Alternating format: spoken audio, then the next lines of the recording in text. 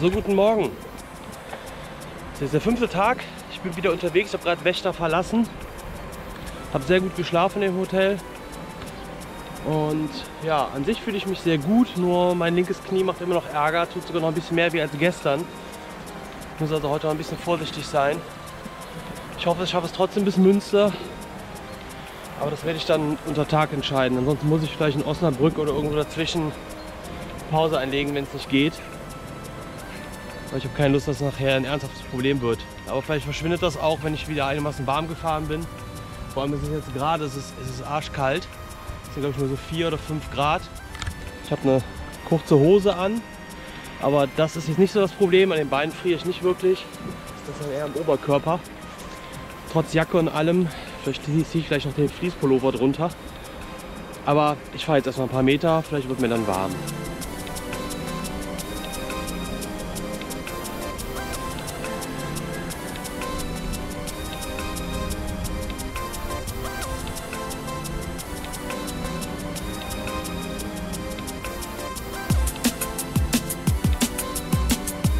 Natürlich bin ich direkt erstmal falsch gefahren und darf den Weg wieder zurückfahren.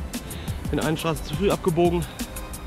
Ich habe übrigens auch schon den Gedanken gehabt, die GPS-Daten nicht mehr runtergeladen habe zu der Route.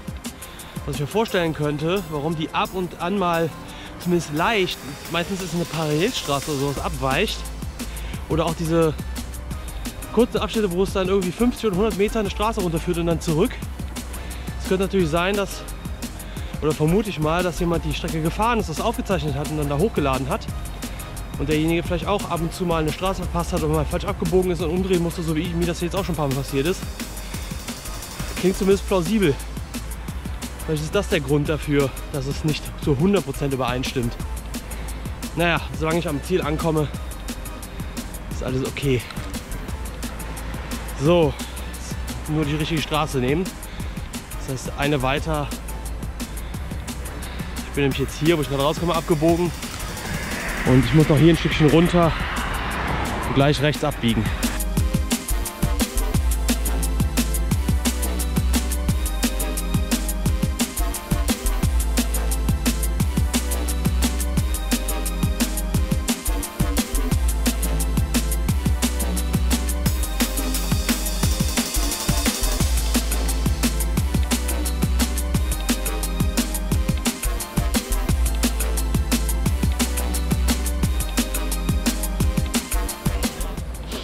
So, schon viel besser mit dem Fließpulli drunter noch. Ja, auch wenn es gerade noch extrem kalt ist. Also heute soll es aber auch nicht regnen und es soll sogar 18 Grad werden. Also kann man sich freuen. 18 Grad ist eigentlich schon dann kurze Hose, T-Shirt-Wetter auf dem Fahrrad, würde ich sagen. Ich freue mich auf jeden Fall drauf. Und jetzt erstmal zu ein bisschen Strecke machen. Ich bin heute auch ein bisschen früher unterwegs.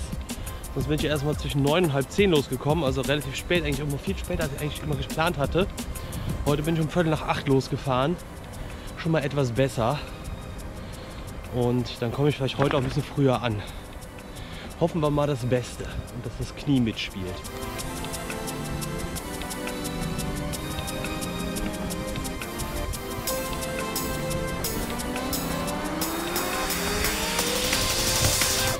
Man sieht doch noch richtig den Raureif hier auf der Morgentau.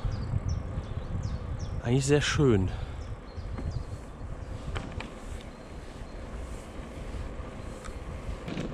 Seht euch das an. Überall Chemtrails.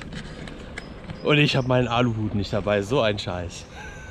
Für sollte ich meinen Fahrradhelm innen mit Aluminium auskleiden. Ich fahre gleich zum nächsten Supermarkt, kaufe eine Rolle Aluminium und kleide meinen Fahrradhelm damit aus. Das mache ich natürlich nicht.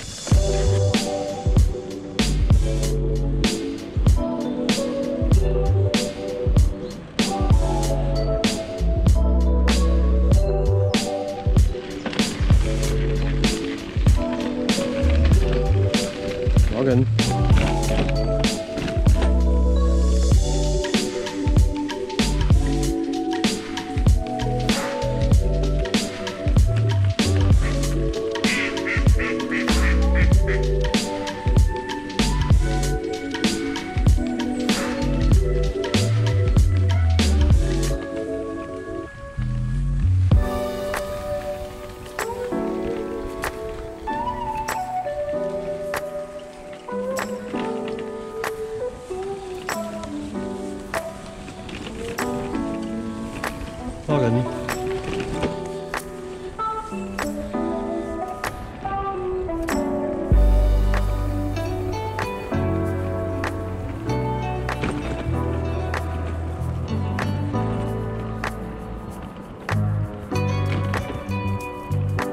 So, jetzt die ersten 12 Kilometer hinter mir.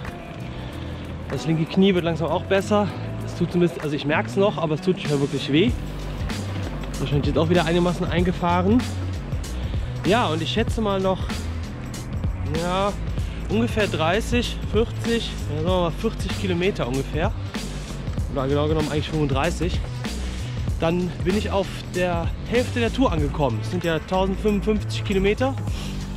Und dann habe ich etwa die Hälfte. Und das werden wir aber heute hoffentlich deutlich überschreiten. So, weiter geht's.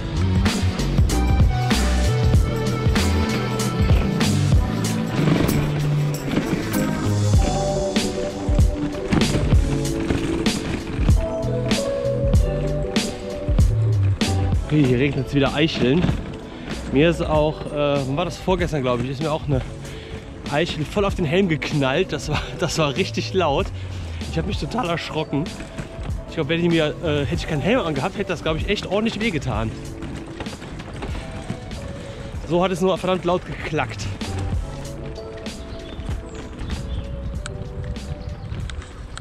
Was sind das denn für komische Kühe? Die sind so klein.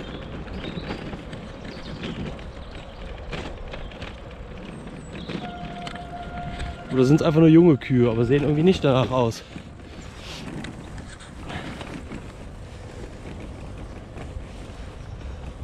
Da vorne steht ein Reh, glaube ich. Ja. Nee, das ist ein Eichhörnchen. Hier ist gerade hier ein Reh 3 Meter direkt vor mir über den Weg gehüpft. Leider hat die Kamera nicht draußen. Da vorne sitzt ein kleines süßes Eichhörnchen am Baum. Ich weiß nicht, ob man es sehen kann. Ich versuche mal vorsichtig zu nähern. Oh, jetzt ist es weggeflitzt. Ich dachte erst, es wäre ein Kopf vom Reh, was so um die Ecke guckt, aber war es leider nicht. Nee, ist eben wirklich hier direkt hier vorne zwischen diesen beiden Bäumen. Ist von hier nach da gerade ein Reh gesprungen. Hätte mich fast erschrocken. Leider hat die Kamera nicht draußen. Schade, schade.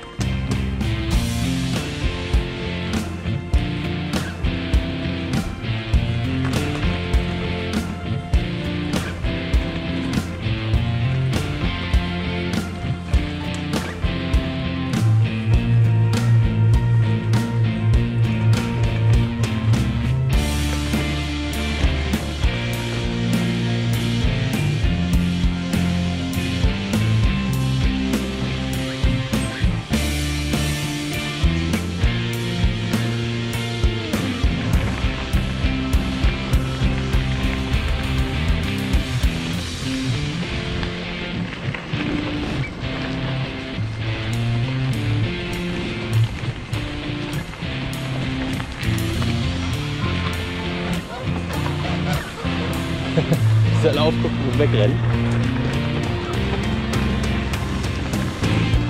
Das war ziemlich schön, diese ganzen Tiere hier überall eingesperrt zu sehen. Schön ist anders. Ah, die Gänse werden scheinbar hier für Federbetten und so weiter, also wegen den Federn gezüchtet. Aber an Weihnachten landen davon schon auch ein paar in der Pfanne.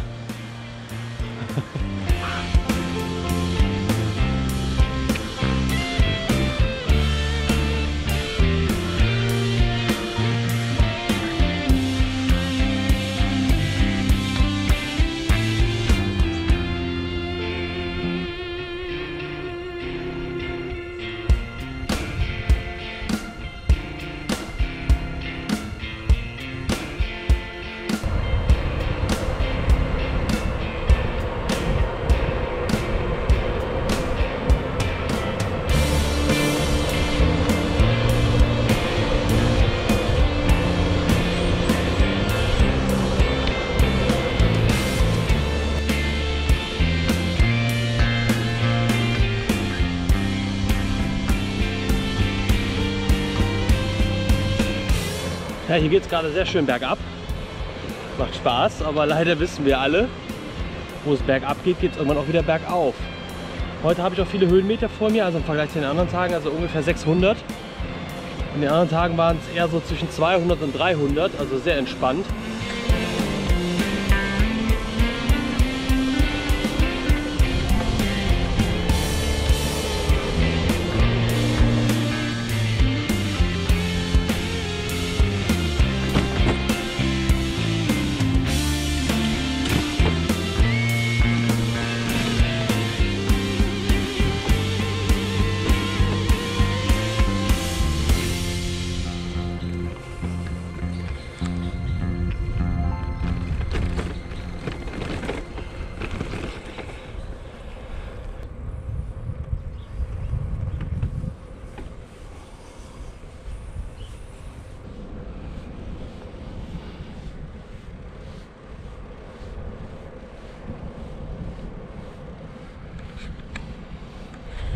Also das Wetter heute ist wirklich traumhaft. Also wie man sieht, nur ein paar Wolkenfetzen, sonst nur blauer Himmel.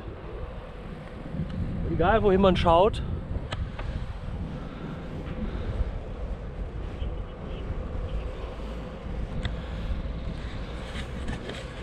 Also wunderbar.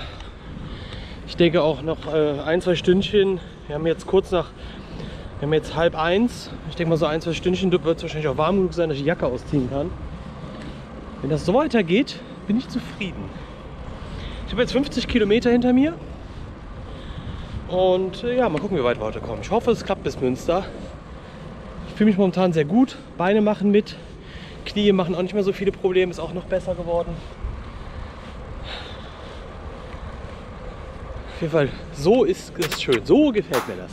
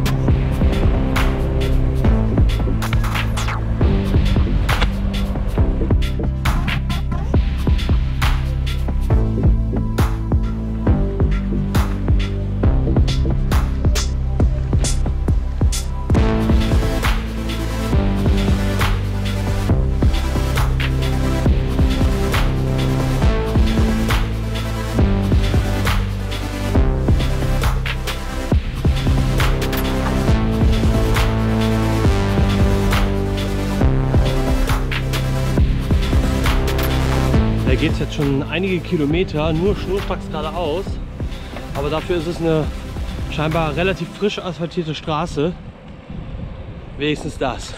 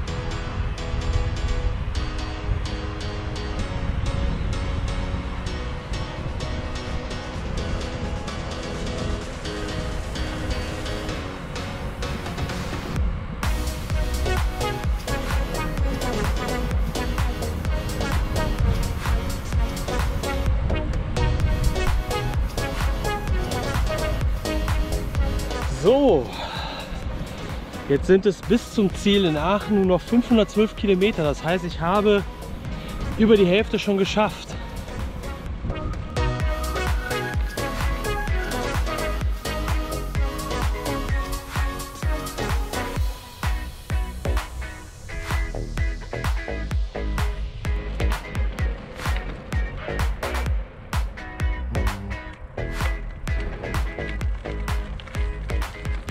So, hier habe ich gerade noch eine kleine Mittagspause gemacht. Ich habe mir ein bisschen was zu essen zubereitet von dem, was ich noch dabei hatte.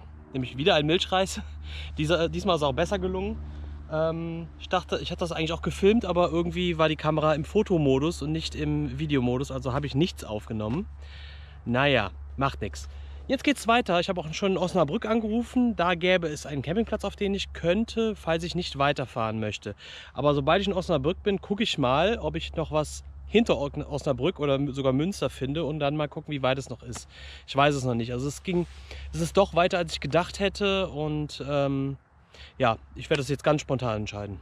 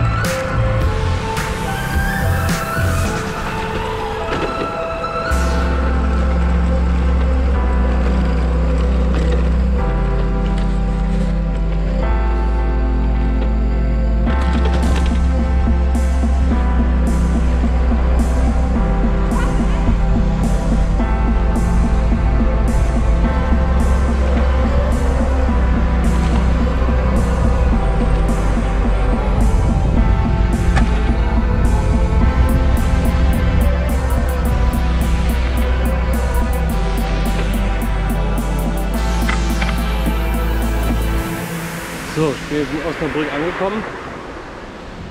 Tja, es sind jetzt knapp 80 Kilometer. Es sind 16 Uhr. Noch nicht mal, nee, es sind 15:30 Uhr. Ich könnte jetzt zum Campingplatz fahren, aber das ist mir ehrlich gesagt noch viel zu früh. Ich gucke, ob ich jetzt irgendwas noch Richtung Münster finden kann. Ich habe ganz bis Münster schaffe ich es, glaube ich, nicht mehr. Weil das wären jetzt noch mal gut 80 Kilometer. Oder sowas um den Dreh, aber das werde ich jetzt gleich mal rausfinden. So, ich habe mir jetzt mich entschlossen, doch weiterzufahren. Es gibt allerdings auf der Strecke dazwischen nicht wirklich Campingplätze, nur einen einzigen, und da konnte ich keinen erreichen. Ich habe jetzt bei einem Hotel angerufen, was so etwa auf 2/3 des Weges nach Münster liegt. Und da ist noch ein Zimmer frei, 54 € inklusive Frühstück, klingt super, machen wir.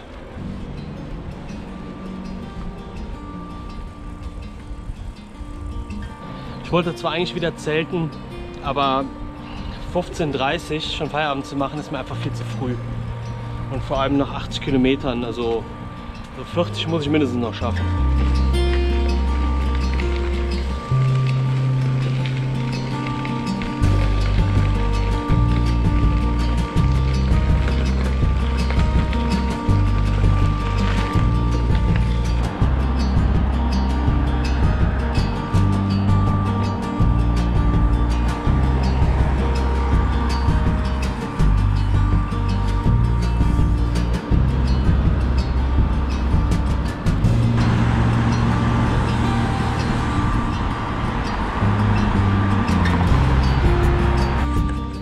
bin hier gerade eine Steigung von 10% hochgeradelt. Waren locker, glaube ich, 200 Meter oder so, wenn nicht sogar mehr. Das hat meinem Knie überhaupt nicht gut getan. Mein linkes Knie tut jetzt gerade richtig weh.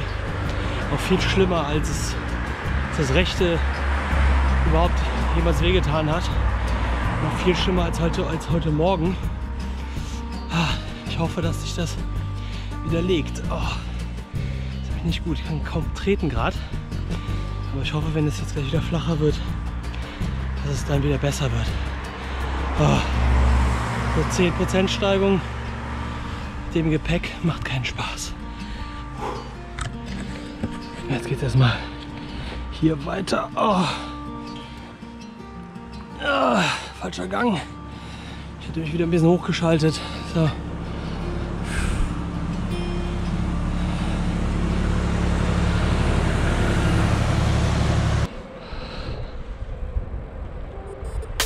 Wenn es hoch geht, geht es zum Glück auch irgendwann wieder runter.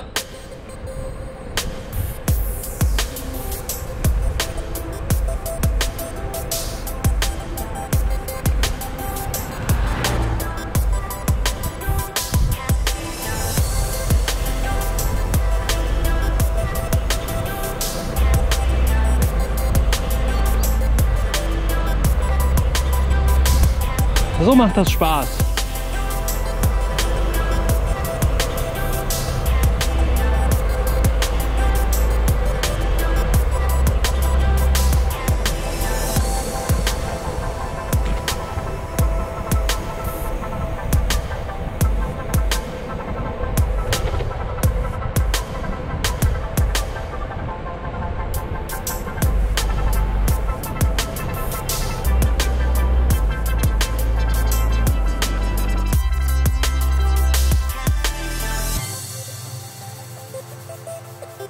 Da geht es weiter noch höher.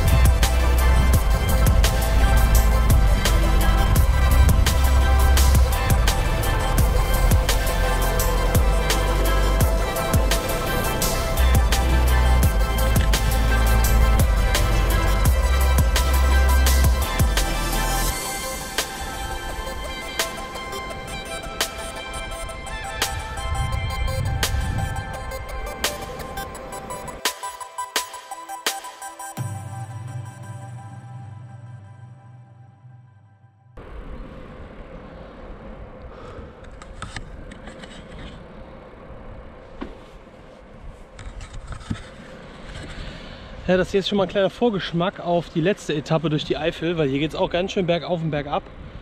Quasi Eifel Light könnte man sagen. Das wäre auch alles nicht das Problem, wenn mein Knie mir nicht so zum Schaffen machen würde. Aber man darf sich davon nicht die Laune verhageln lassen, nicht wahr?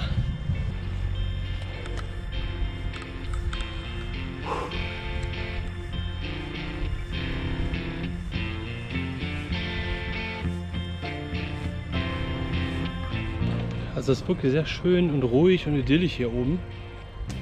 Hier hoch zu strampeln ist auf jeden Fall sehr anstrengend. Ich musste gerade eben auch ein Stück schieben, weil es einfach so steil war. Und mit meinem schmerzenden Knie ging das irgendwie nicht so gut. Ich glaube, jetzt geht es erstmal wieder ordentlich bergab. Und ich jetzt hier vorne gleich rechts. Da ist auch wieder das Schild mit der D-Route 7.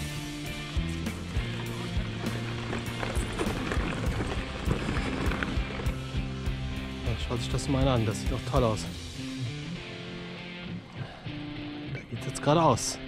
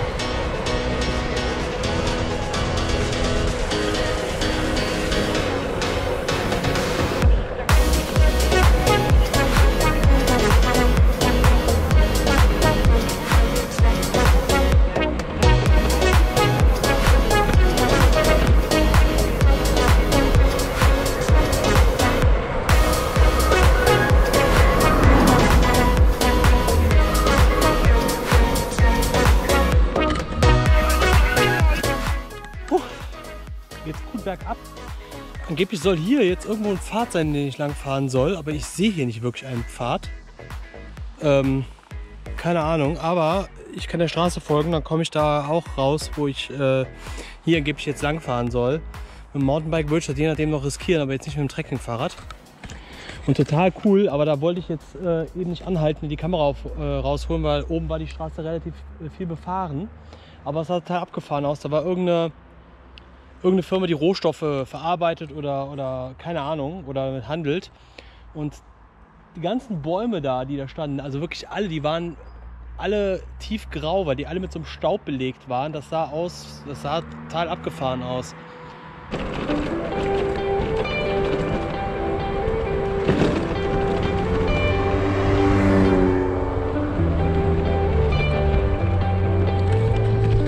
Okay, die Abfahrt gerade hat echt Spaß gemacht. Über die Schnellstraße da, die ganzen Serpentinen und so weiter runter, das war schon sehr cool.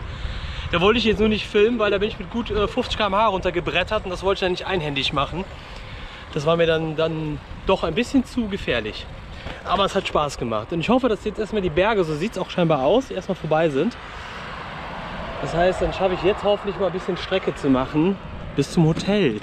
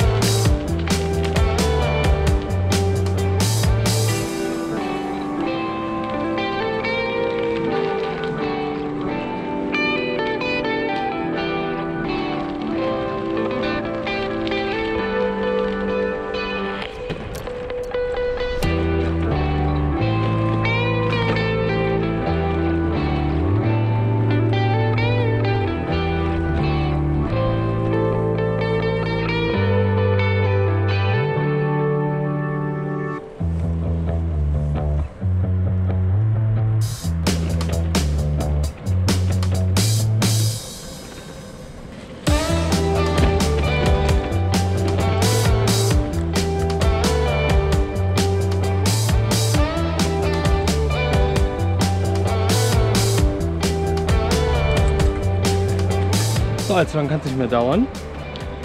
Ich denke mal vielleicht noch so 8 Kilometer. Ich denke, wir kommen auf die 130, die 120 habe ich jetzt geknackt. So, ich bin jetzt im Hotel in Ostbevern, heißt glaube ich Alte Post. Ist wirklich ganz in Ordnung, also alles sehr sauber, wirkt auch relativ modern hier, also scheint frisch renoviert zu sein oder wurde zumindest für nicht allzu langer Zeit renoviert. Und ich habe gerade unten im Hotel gegessen, war lecker. War auch vom Preis völlig in Ordnung. Auch das Zimmer vom Preis völlig in Ordnung. Und morgen früh geht es dann weiter. Es wären nur 17 Kilometer bis Münster gewesen, aber naja, ich dachte, es wäre noch weiter. Ich hätte gedacht, es wären mindestens 40 Kilometer. Ich habe eben gesehen, es sind nur noch 17 gewesen. Aber na gut, dann machen wir das morgen. Morgen geht es dann über Münster bis nach Dorsten. Also, gute Nacht.